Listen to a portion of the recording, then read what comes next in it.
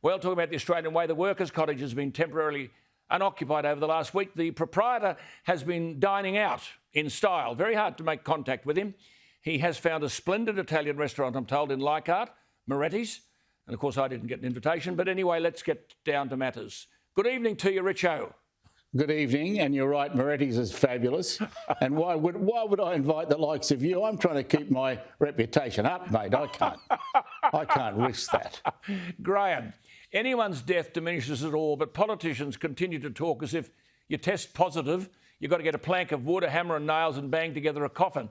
I mean, Prince Charles, Boris Johnson, Tom Hanks, Emmanuel Macron, Peter Dutton, Donald Trump, they've all tested positive. 99% of the cases are mild. 220,000 deaths in India. Yes, that's sad, but it's 0.017% of the population. What's going on?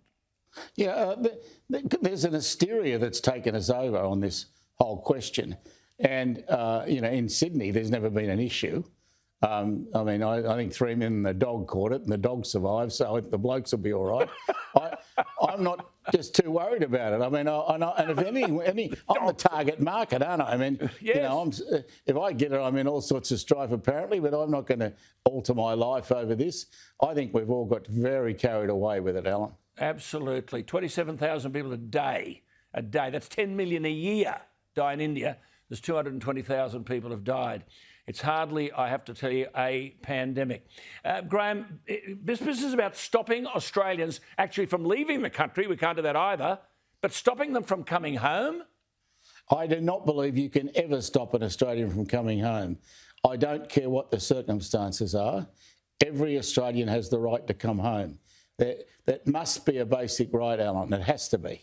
Good on you. Good on you. Listen, we talked last week about Tasmania. What a system down there. At the last election, Will Hodgman got 51% of the primary vote. He got one more seat in the parliament. Now, this Liberal bloke, Peter Gutwein, has won only 12 out of 50. He's got 49% of the vote.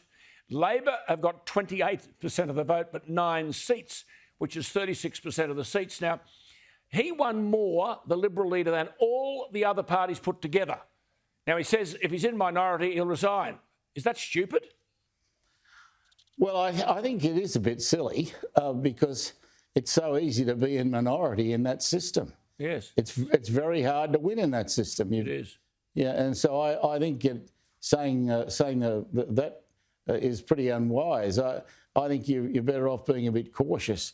You don't need to say anything. You can simply say, look, if we get to a position where it's a hung parliament, we'll sort it out at that point. You don't have to preempt what's going to happen. 28% for Labor, that's a bad result, isn't it? Terrible result.